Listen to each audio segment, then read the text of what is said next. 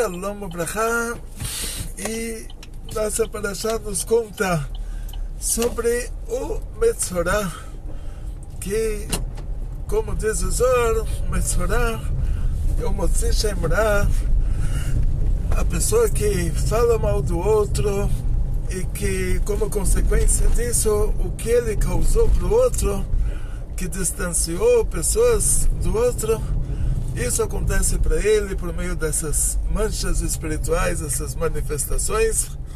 E diz o Zohar, a primeira pessoa que falou, não pessoa, mas o primeiro ser que falou Lashon Hara, de onde surge a primeira Lashon Hara da história humana, da humanidade, o anjo da morte, pessoalmente baixou na cobra no paraíso e começou a falar. E o que ele falou? Ele inventou uma história. Ele falou para Havá, eu sempre estive aqui, essa árvore sempre estava aqui, todo mundo é imortal, não é? Ninguém morre. Então eu sempre estava aqui, essa cobra sempre estava viva, esse mundo sempre existiu. E a Havá, então, e a cobra falou para Havá, ninguém gosta de concorrência. Eu me lembro que alguém chegou aqui, comeu uma fruta dessa árvore, ele virou Deus, e é ele que está falando com você, e ele não quer concorrência, então ele não quer que você coma essa fruta, para você não virar Deus também. E a Havá acreditou. Ai, que tragédia, que tragédia, como pode ser uma coisa dessas? E Hashem tinha criado ela já inteligente, a Havá criou ela com 20 anos de idade, já com maturidade de 20 anos de idade, porque para a pessoa poder receber um castigo pelo judaísmo, ela tem que ter pelo menos 20 anos de idade. Então, por causa disso, a Havá, coitada, recebeu um castigo. Ela falou para a cobra que se alguém toca nessa árvore, ele morre, mesmo que todo mundo lá é imortal. Mas o único jeito de morrer, o marido dela tinha falado para ela, se alguém mexe nessa árvore, a pessoa morre. Na verdade, era se alguém comesse aquela fruta naquelas 3 horas que tinha aquela sincronização. Aí o final da tragédia foi que a cobra acreditou no que a Havá falou. A cobra. Gente, no fim a Eva jogou a culpa na cobra, vai jogar a culpa no trânsito, né? Alguém tem que ser o culpado. Mas a Eva acreditou no que a cobra falou.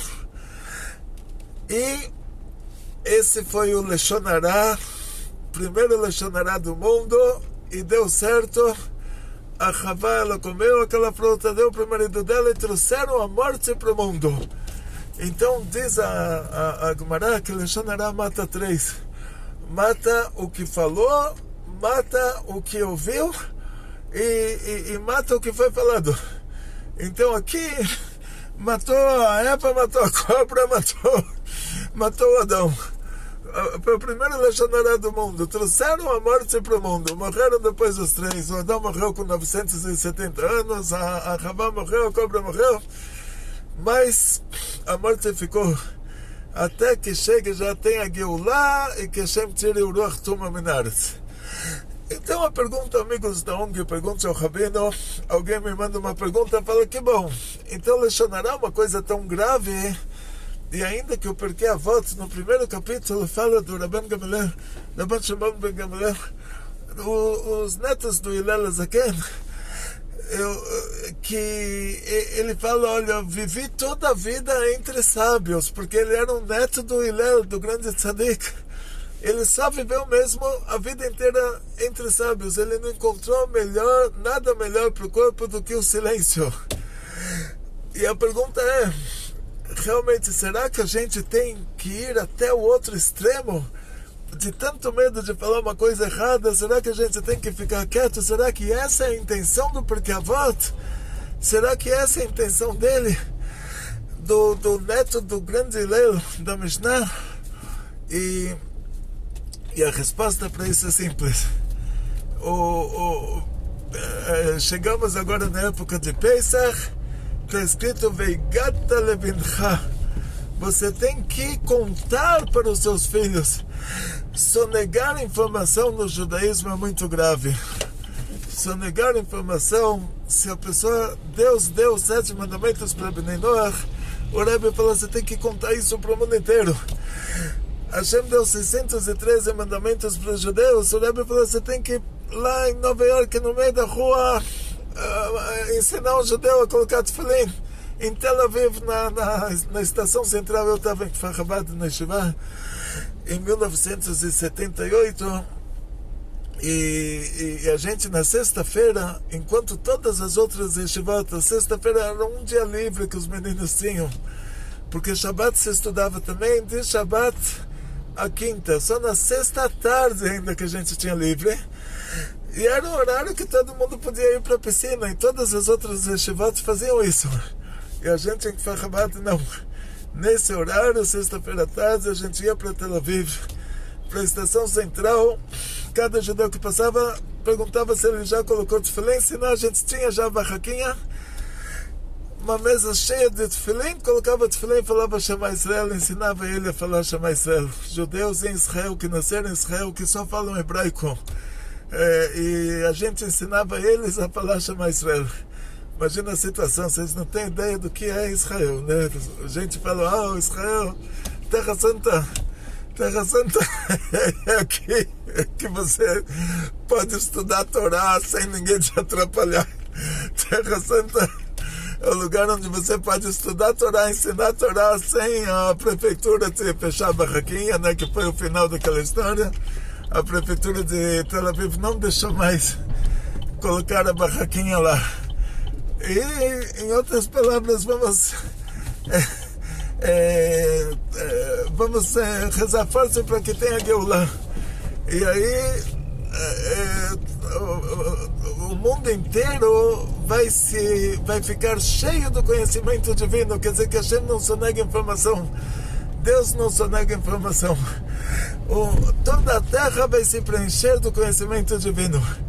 Então, ficar quieto também é proibido. Falar mal de alguém é proibido, mas o silêncio também é proibido. Noite de Seder, a gente tem que contar a Haggadah inteira. E está escrito, quanto mais você conta, mais elogiado você vai ser, mais... tudo que aumenta... a história, quando ele está contando, quer dizer, conta mais detalhes, não é que aumenta partes que não existiram da história, quer dizer, conta mais detalhes sobre a história.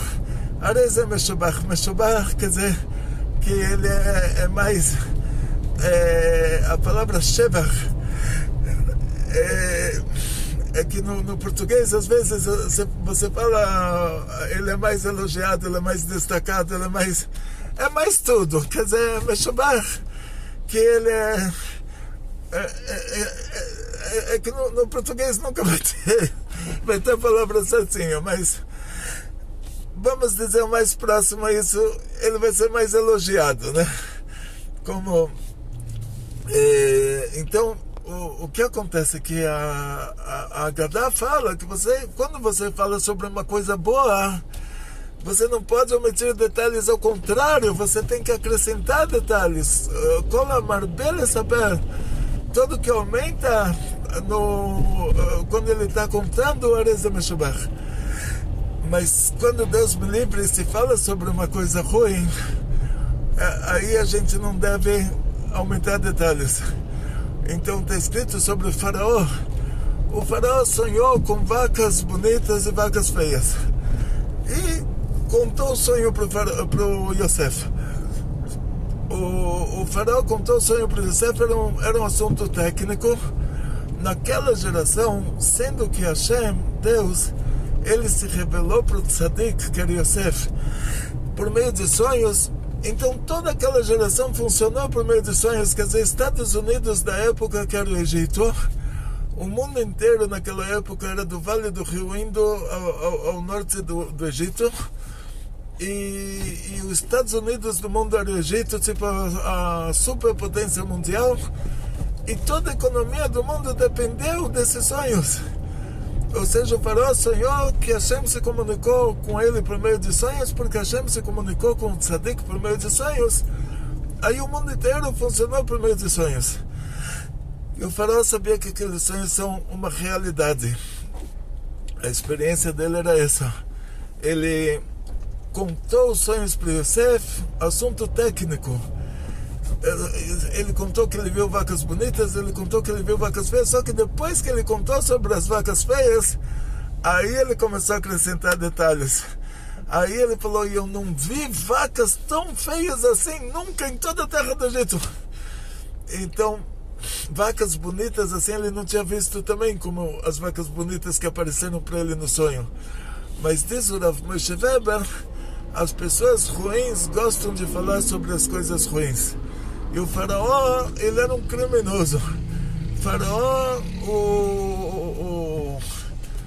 como se fala lá, o número de assassinatos dele, a conta de assassinatos dele, que ele, Deus me livre, mandou jogar cada criança recém-nascida, jogar no rio. Então você imagina um criminoso verdadeiro. Ele gostava de falar sobre as coisas ruins, ou seja, assim diz o Rav Moshe Weber, as pessoas ruins gostam de falar sobre as coisas ruins. Quer dizer, chegou na coisa ruim, na parte técnica, aí chegou na praia dele. Ele já se entusiasma, já não consegue mais parar de falar. O que acontece é que às vezes nós temos um assunto técnico. Então você tem que ir para o médico, não você, que você nunca precisa, mas alguém tem que ir para o médico. E então você pergunta se esse médico é bom, se outro médico é bom. A pessoa que te responde já esteve nos dois. E ele teve uma boa impressão em um e teve uma má impressão no outro. Aí o que ela deve falar, assim, sendo que você também está indo nos dois, ou você vai optar por um, entre esse e esse, eu te aconselharia a optar por esse, porque ele, aí você fala as coisas boas. Ou seja, num caso desses, que no caso técnico, você tem que falar, que dar opinião. Agora, se a pessoa está falando por falar, se ele fala: olha, sabe o que eu vi no Facebook, escreveram tal coisa sobre tal pessoa, e você dá opinião, aí entra no assunto do Lashon Hara. Porque aí a pessoa não tem nada a ver com a coisa e já vai colocar uma lenha na fogueira. Então o ideal é não falar. Você não vai ouvir do Rebbe de Lubavitch, por exemplo. Eu acompanhei as aulas dele, a Sihot, eu acompanhei os Farbringes, eu acompanhei as palavras dele durante mais de 40 anos em seguida. Você não ouve o Rebbe falando mal de uma coisa desnecessária. Aonde ele falou mal? Nós estamos numa situação em Israel hoje que, se eles tivessem ouvido o que o Rebbe falou naquela época, não estaria nessa situação hoje. O Rebbe falou sobre autonomia, que autonomia é perigo de vida de milhões de judeus. Hoje tem a faixa de Gaza, autonomia, a gente vê que esse perigo de vida de milhões de judeus está acontecendo. O Rebbe falou sobre o acordo de paz com o Egito, que eles estavam dando tudo em troca de um pedaço de papel, e aí deram Sinai para o Egito. O que receberam em troca? Um pedaço de papel. Depois o Sadat foi assassinado, esse pedaço de papel. Ou seja, o que a gente tem hoje disso? Que o Sinai está na mão do Egito, que tem o Daesh, o Califado Islâmico lá faz o que quer. Ou seja, tudo que o Rebbe falou, ele até chorava na hora que ele falava, mas era realmente perigo de vida. E o governo de Israel fez o que quis, quer dizer, não. E hoje a consequência disso é que a gente está nessa situação. Inclusive, temos um grupo de amigos da ONG, e amigos da ONG perguntam ao Rabino. É um grupo onde as pessoas participam com uma tzedakah de R$77 por mês. Ou seja, você vai colocando na caixinha R$1 de manhã, R$1 de tarde, faz o seu pedido, chega no final do mês, tem lá R$77, você faz um Pix para a ONG, e essa sociedade Amigos da ONG te dá direito a 3 cursos e é um grupo de amigos da ONG, um grupo de perguntas e respostas. E cada pergunta que é feita, mais cedo ou mais tarde, ela é respondida. Quer dizer, o Rabino está correndo, mas sempre rezando por você. Mas no fim a pergunta acaba sendo respondida. Ontem eu respondi uma pergunta que já do nosso querido aluno Leonardo, o Betzalel Cafarello, querida família, que essa pergunta tinha sido feita não sei quantos meses atrás, mas era exatamente sobre Leila Seder, sobre Pesach, por incrível que pareça. E ontem, na hora que eu fui responder a pergunta, eu vi que ela era super atual, mesmo que ela era de tanto tempo atrás. E nesse grupo de amigos da ONG, pessoas me perguntaram sobre a situação em Israel, porque todos os grandes rabinos do mundo estão falando sobre a situação em Israel, e eu teria que me expressar também. Teria que falar também o que eu acho da situação em Israel. E tem no judaísmo tem 2 coisas.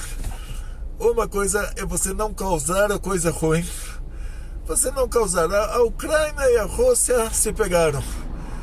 Então, graças a Deus, não foi um judeu que causou isso. Então, a primeira coisa, você não deve causar a coisa ruim.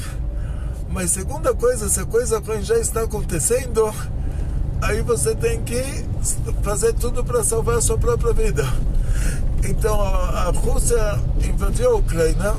Eu me lembro desse dia, há quase 2 meses atrás.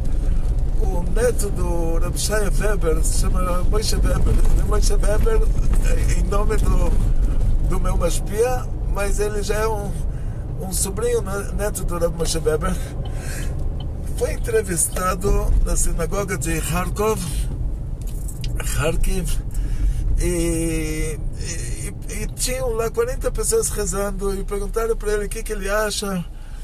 Ele falou, é uma guerra, é um assunto militar, os russos eles não vão mexer com cidadãos, é só soldados contra soldados, é um assunto militar entre eles. Aqui na sinagoga tem 40 pessoas rezando. E no estacionamento, não vou falar para vocês o que está acontecendo no estacionamento, quantos tanques tem estacionados lá, né? Ele quase que só faltou falar essa palavra. Eu não vou contar para vocês quantos tanques tem no estacionamento, mas ele falou: o estacionamento não está sendo usado agora pela comunidade judaica. Esse é o maior Beit Chabad do mundo. E imagina que aí perguntaram para ele o que vai ser. Ele falou: não, a gente vai continuar aqui, porque é um assunto militar entre os 2 países, não vão envolver os cidadãos. Eu não me lembro se era 3 ou 4 dias depois, eu vejo já no WhatsApp do Chabad Internacional, no grupo de WhatsApp do Chabad Internacional, já entrevistam ele dentro do ônibus, já levando todas as crianças do orfanato e saindo com toda a comunidade. E perguntaram para ele, aí ele falou: agora chegou a hora da gente sair. Tipo assim, deu uma, ou seja, assim, a gente fala na reza toda manhã que Hashem salve a gente. Uma das coisas é de uma morte mitameshonal, uma morte diferente, tipo que não é uma morte normal. Pega é pigua. E esses acontecimentos, o pegará, a pega, quer dizer, tipo ela pode ser traduzida tanto como acidente, quanto um ataque terrorista também vai ser chamado de pigua. Então, por um lado, para nós era proibido causar essa situação em Israel. Por isso que o Rebbe avisou eles e chorava na hora que ele falava sobre esse assunto: não dá autonomia para eles, não dá o Sinai para o Egito. E tudo isso, você está cultivando lá o terrorismo. E ao final das contas, o Rebbe falou, olha, o que vocês estão fazendo em troca de um pedaço de papel, vocês não vão ter nada mais do que um pedaço de papel. Vocês vão causar que vão ter atentados. O Rebbe citou até a cidade de Bnei Brak. E há pouco tempo atrás, um árabe terrorista foi para Bnei Brak e assassinou um pai de 5 crianças, outro pai de não sei quantas crianças, assassinou pessoas no meio da rua, porque eram judeus religiosos que não tinham o tempo todo só estudando o Torá. É claro, depois você pergunta, nesses casos, eu vi o comentário sobre cada caso.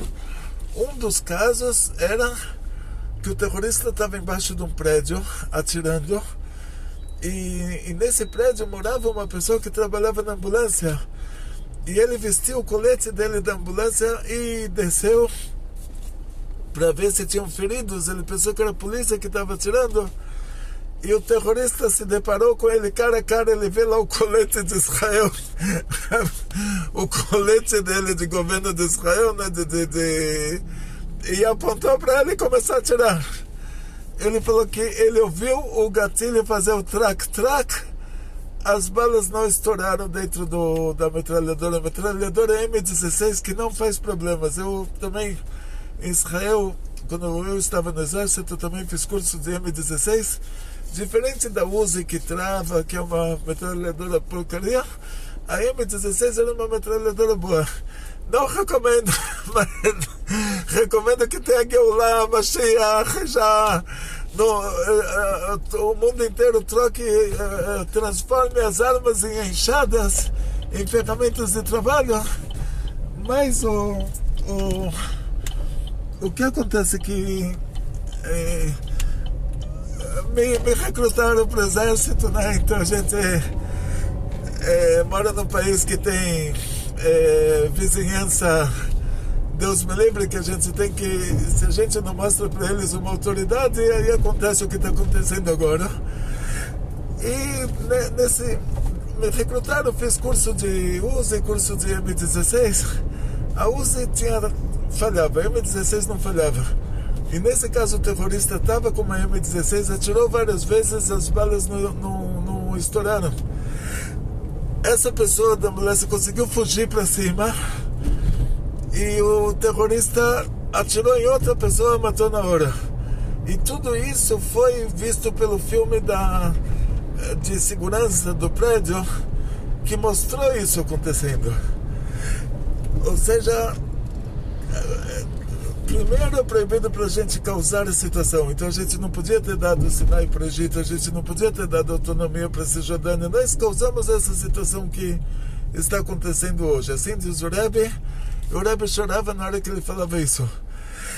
Segundo, se a situação já existe, cada pessoa tem um mérito ou desmérito dele, de uma reencarnação anterior ou de uma reencarnação atual, que está causando para ele de exatamente ele ser o carro que estava passando na hora que o terrorista estava atirando, e porque não furou o pneu dele um quarteirão antes, e porque ele não passou mal aquele dia e não foi para o trabalho, ou de ele encarar o terrorista ainda com o colete do governo, que o terrorista está vendo que ele é um judeu, ele não é um árabe, ele ainda é um judeu que trabalha na prefeitura e tentar atirar nele com uma metralhadora que não falha, e a metralhadora falhar, para mostrar para todo mundo que é Deus que dirige o mundo. Então, voltando para o nosso assunto, aqui o assunto principal, que nós, agora, por incrível que pareça, estou falando sobre isso. Tem um trator parado na entrada da rua da ONG, e quase que eu entrei no trator, mas antes disso acontecer, antes disso acontecer, saiu muita fumaça de um carro na minha frente. Tive que ir mais devagar e consegui ver o trator. Gente, estou falando do assunto, o assunto está acontecendo na nossa frente. Surreal. E isso aqui no Brasil você não tem para que reclamar, né? Eu acho que em nenhum país, depois que Deus me livre acontece alguma coisa, você vai reclamar, vai falar, tá bom, o trator estava parado lá, porque estava trabalhando lá, esqueceram de colocar a placa antes, né? Se o seu carro furasse o pneu e você não colocasse antes o triângulo, você recebeu uma multa. Mas eles esqueceram, coitadinhos. Você não tem... E não adianta reclamar. Depois que acontece alguma coisa, você vai reclamar e a coisa já aconteceu. Não vão te fazer ressurreição dos mortos depois disso. Mas a gente está sempre protegendo. E chegamos na nossa instituição. Graças a Deus. E aqui está o nosso querido Hilel, o diretor das diretoras. Aqui tem o cão de guarda também, porque de noite o Butantã fica um lugar assim desolado. Aí o cão de guarda ele fareja, ele late, e aí o diretor das diretoras vai ver o que está acontecendo. Está aqui o nosso querido Hilel, nosso querido diretor das diretoras. Nossa instituição. Shalom, Vrahá. Vamos esperar o carro do Rabino entrar aqui.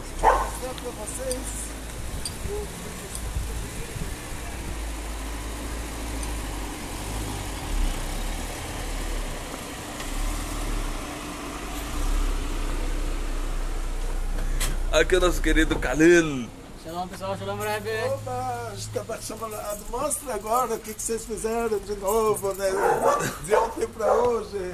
A gente está cuidando aqui da kashrut,